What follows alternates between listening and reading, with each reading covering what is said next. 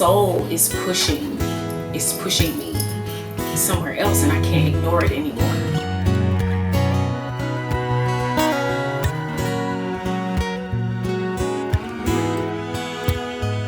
So I started doing background. That's how I got into the entertainment business. I've auditioned maybe 4 or 5 times out of my whole career, just because I'm starting a gig and then word of mouth, and then, you know, just kind of getting a chance to meet people, good networking, and then getting called because I was recommended by this person. Like, it's been such a blessing, this journey. Currently, I'm singing background for Kenny Lattimore. Amazing R&B artist. I actually started with him. He's the very first person that I started with, and I'm still singing with to this day. It's not important how many years it's been, because that'll tell on me a little bit, so don't worry about that. But when I started singing with him, he was still married to Shantae Moore, and so I got a chance to sing background for both of them, because they would do a show where it was the two of them together, and then they would do their own separate things. I've had opportunities to work with Dave Hollister, John B., Lauryn Hill, or Miss Hill, you know who I'm talking about. I sang background for Macy Gray. I did a Grammy thing with some of my other background singing friends, and we got a chance to sing for a bunch of, we were like the house background vocals for a bunch of people. So those people included Mary, Shanice, Kenny and Shantae again.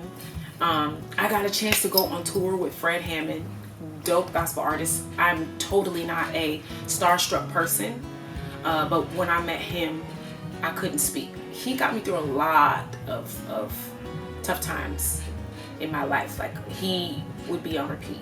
That's the gospel artist that I listened to on a regular basis. I also still work for Disney. I've done shows at the California Adventure Park. I auditioned, that's one of the auditions that I did. I have not had to do another job in a really long time. It used to be I had to work retail, be a receptionist, do all these other things. And now it makes sense to me why I could never keep a job. Still has to be done when you become an adult. You gotta eat, so you gotta do something. But yeah, so that's where all that came from, having to have a bunch of different jobs to sustain while I was working on my career. But then it got to the point where I got to be a singer full time. So the blessing and the curse in that is,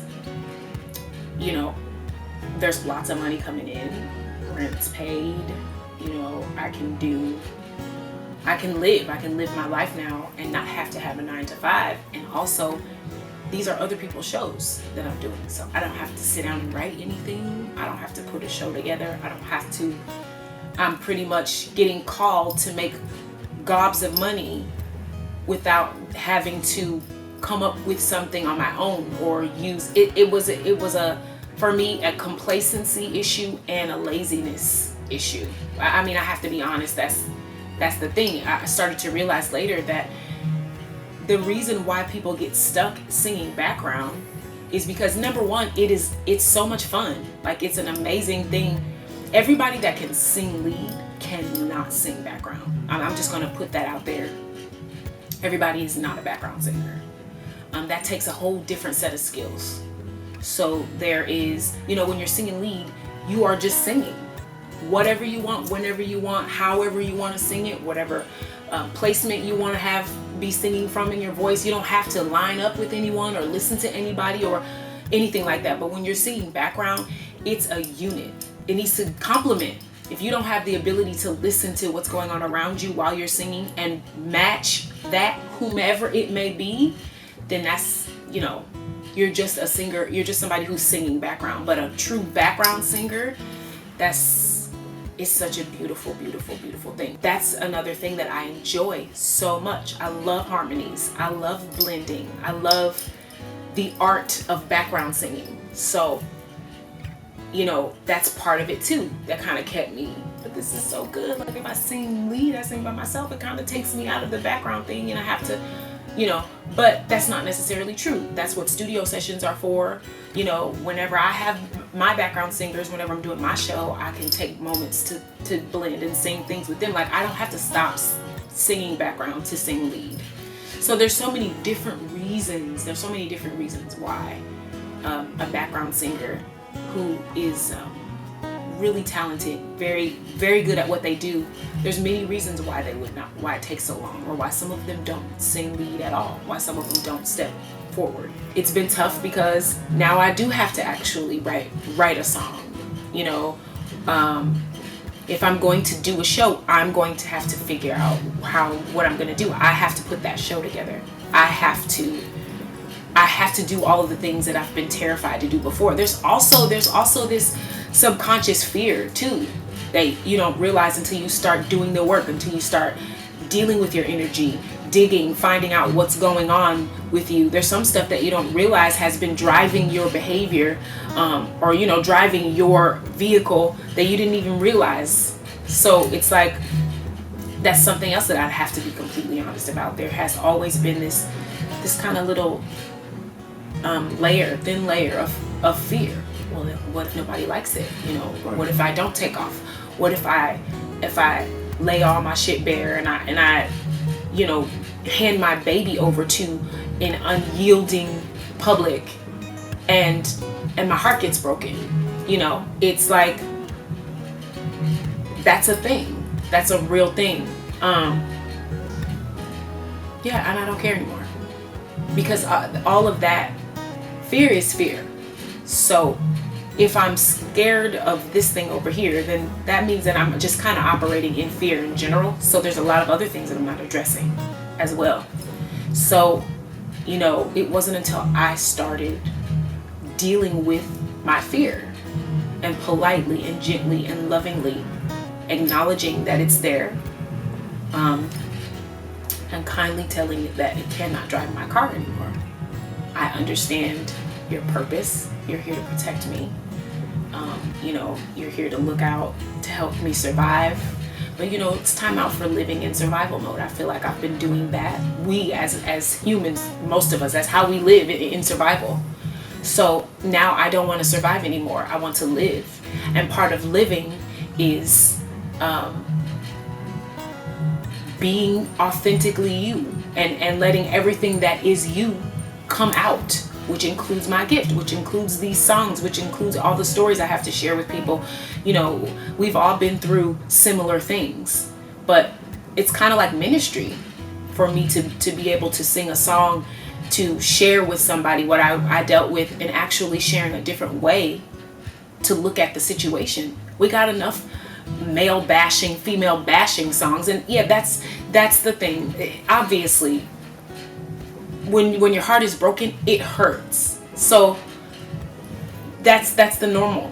This song that I have written, that I just love so much, it's the other side of that. It is yes, there was a period of time where there was bitterness. There was a period of time where I was angry. There was a period of time where I was broken, upset, wanted to kick somebody in the teeth.